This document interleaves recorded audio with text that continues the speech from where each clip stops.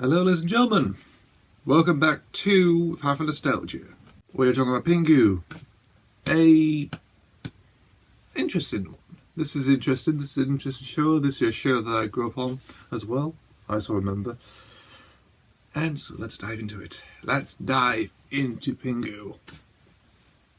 So Pingu is a stop motion animated television series from the BBC yet again. So the show focuses on a penguin and his adventures around the North Pole, South Pole, in freezing cold environments, and goes on occasional misadventures with friends, family, all sorts of stuff, getting into trouble, doing weird concoctions, just some interesting stuff that's sort of like stuff like a kid might do, but other stuff, you know, that exceed imagination very much. So obviously it's stop motion animated. I'll get to the animation right now. Very nicely done. I mean, it's very sort of loose as well. The style of Pingu is very recognisable and really good. The snowy sets they're okay. They're a bit bland, if you know what I mean. A little bit bland, but still it's meant to replicate snow, so it's all right. And stuff like if you in caves and stuff is pretty all right. And it's all set in the whole igloo as well. It's pretty all right, not bad. One thing I think everyone's going to mention now is the sort of the voice acting. Now, this is quite uncommon. This is very uncommon for a children's show to do this. Well, actually, no. I'll sort of mention this show later in the video. So back in the day, obviously, this came out in what was it, late 80s, early 90s.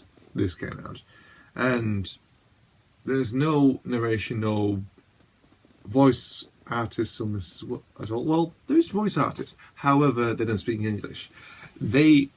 What you get is you get this gibberish, like, I don't know what it is, but it's some weird language that we don't understand.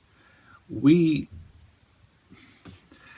never really got to understand as kids, which is pretty weird. Which is weird, to be honest. I mean, they might have just put subtitles on the bottom and think, you know, what they're gonna say. It's like a dub or something. It's like someone's dubbed over this English TV show, and we've only got that version. We do, so it's really hard to pinpoint what they're saying and what this language is. Is it gibberish, or is it a native language somewhere from other parts of the country?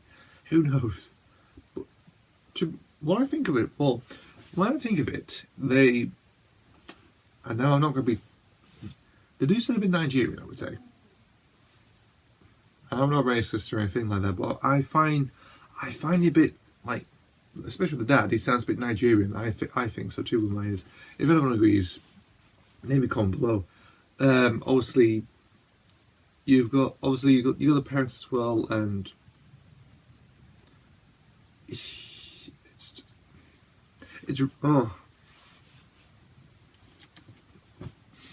I'm taking my hat off to really think as well. It's really hard to pinpoint, like, what was the main goal for this really. I mean, I can understand the animation's fantastic and it's all right. You know, the sets are okay, music's okay as well. I mean, you know, the theme's not bad. However, it's just the language that they use. It's like, how it's a children's show for kids to communicate. You know, like, to tell a story, mood animation, voice artists, you know, children can stand. With this, you don't understand what they're saying. You can sort of understand in the body language and the movements that they do. However, it is very unsure what they are saying. It's just complete nuts, really. I can really think, and it sort of baffles me. It does, and yeah. So it all baffles me that there's no, it's a different language altogether. I think it's just gibberish, like it's like a made up language or something. Or if it is an actual language, who knows? Who knows? If it's an actual real language from a different country, who knows? But it's its charm, really. I think it's lasted for a good couple of years, and it's stood the test of time. Yet that has kept it going for many years. Why? Why is that? I have no idea. I have no idea what's going on there. So, let's go to how I got into Pingu.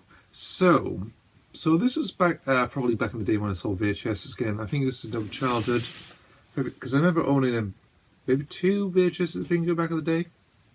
I think I still own them now. Actually, I don't know though I don't know what they are. I probably remember watching it once or something. I can remember him on the BBC Favourites children's compilations, Toy Box and that sort of stuff, because he occasionally appeared on it. He did, and I always enjoyed it. I mean, there's some of the episodes I remember, particularly was like they build an igloo. He and his friend, Pingu and his friend, built an igloo, which I remember fondly. That was one of the great episodes, one of my favourites. I think it was one in the caves where they mess around with bicycles or something. Like they find it. It's like they bang around icicles that make a different sound or something. I can remember that as well. One when he goes sick, when he tries to fails to be sick. One to do with a lost ball, and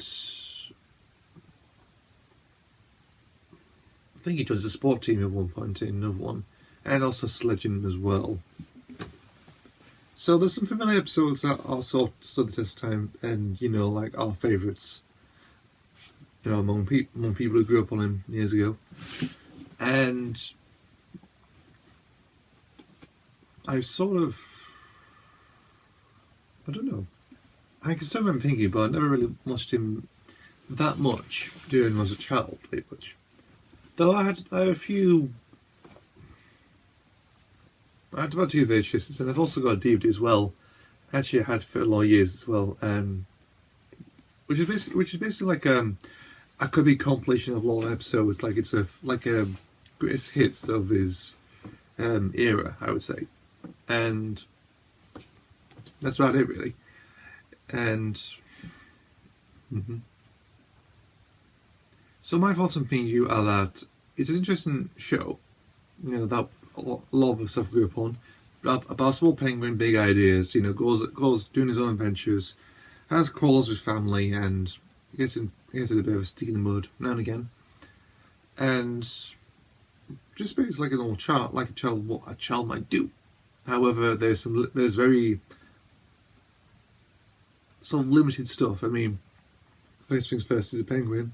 Secondly, reason called temperatures, South Pole, North Pole, South Pole. Yeah, you live in that sort of environment, and it's pretty tricky, especially for a human. You might catch hypothermia and keel over. That's just how it is. So, obviously, Pingu is sort of like a familiar character for people's childhoods.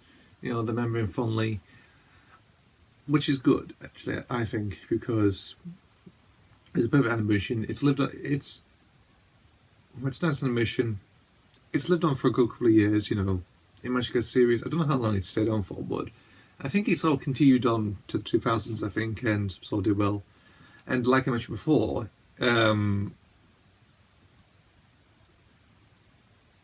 this is the first, I think it's the first show that actually focused on, like not using a particular language, just merely use like a made-up language to communicate with the characters. Something that was interesting and a bit different, and then they sort of reused that idea again for what I gather. I can remember seeing this in stores. What was it called? It was something called Boobar. Who remembers Boobar? No one. Now, I've never seen Boobar. I have no idea what the hell I have no idea what the hell it's about. However, I think if they focus on, it's just to do with children's learning and stuff like that, and some weird puffy aliens or something, and they have their own language of their own, which which I only discovered in was it like a Watch Mojo video, like the weirdest children's shows, or children's shows that are not sort of acceptable for children. Well, not really, because they're a bit too stupid for children, I think. And Booba was one of them. Mainly because it's not really communication or something very much, and how the characters, these weird puffy, frizzy, glittery aliens or something, how they communicate is through sticking their heads down and making like weird blowy noises. It's like, oh, so that's all like it was. I'm surprised it lasted very shortly. I'm surprised. They showed up. Well, I think stuff from 2000 gets a bit stupid afterwards, I think, and you know, Booba's no exception, I would say. However, with the communication, you know, voiceover, the sort of like nuance, new language or something that they express, it's just how it is. Yeah, it just baffles me. You know, Pingu still baffles me to this day, I think, because of how its communication is structured throughout the tenure of the show, very much. Just how it is. Anyway, I've been talking about Pingu, a stop motion animated show from late 90s, early 90s, and it's pretty good, I would say. It's pretty good. Well, I think my opinion's sort of changing now. The animation style, it's, you know, the character, the animation's very good, though the sets are a bit sort of hit and miss, if you know what I mean. The communication's a bit of an issue, obviously. I keep mentioning about the voiceover issue and again, which is interesting because it's all gibberish, very much. Like, I don't know if it's gibberish or made-up language. You decide if it's real or fake. If they use a real language, please tell me. I'll find out myself. And yeah. So anyway, I'll stop there now. Thanks for watching, and I will see you for the next video. Bye.